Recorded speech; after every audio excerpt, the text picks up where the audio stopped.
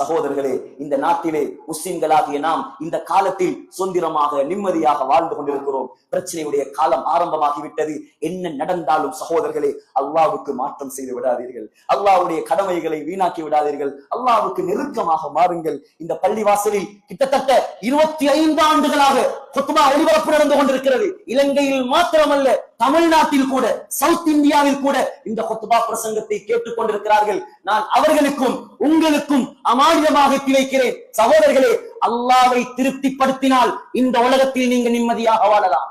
மிம்பரில் நிற்கும் நானாக இருந்தாலும் சரி, கீழடிக்கிற நீங்களா இருந்தாலும் சரி. இந்த நாட்டில் ஹாஸ்பிட்டல் எதற்காக ஹாஸ்பிட்டல்? நாட்டில உள்ள யாரும் நோயாளியாக இருக்கக்கூடாது. அதற்காக. இந்த நாட்டிலே எதற்காக ஸ்கூல்? நாட்டில் படித்தவர்கள் உருவாகுவதற்காக. இந்த நாட்டிலே எதற்காக போர்சஸ்? நாட்டிலே மக்கள் பாதுகாக்கப்படுவதற்காக. இந்த மிம்பர் மேடைகள், இந்த உலமாக்கள் எதற்காக? மக்களை நரகத்தை விட்டும் பாதுகாப்பதற்காக.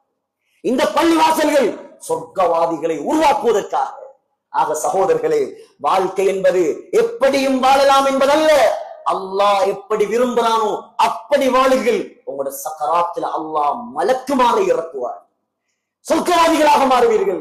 அல்லாஹ்வை திருப்திப்படுத்துங்கள். தொழுகைகளை கையில் எடுங்கள். நாட்டில் ஒற்றுமையாக வாழுங்கள். சகோதர சமயத்தவர்களுக்கு முன்மாதிரியாக வாழுங்கள். மக்களுக்கு மத்தியில் இரக்கமாக, அன்பாக, பண்பாக நம்முடைய மார்க்கத்தை எத்தி வையுங்கள். எல்லாம் வல்ல அல்லாஹ் நம் அனைவரையும் மௌத் வரை அவனுக்கு பொருத்தமானவர்களாக கபூல் செய்வானாக.